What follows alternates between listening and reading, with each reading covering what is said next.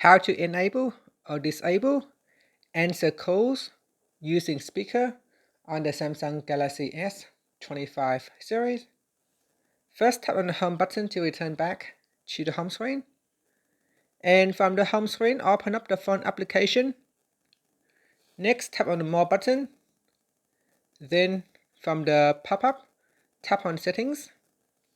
Now in Call Settings, we scroll down and tap on Answering and Ending Calls. From here, tap on Answer using speaker. Tap on the toggle button to turn it on or switch it off. And here it says, use speaker by default when there's no headset or Bluetooth device connected. So you can switch it on so that the phone can be answered using speaker. Finally, you can tap on the home button to return back to the home screen. Thank you for watching this video. Please like and subscribe to my channel for more videos.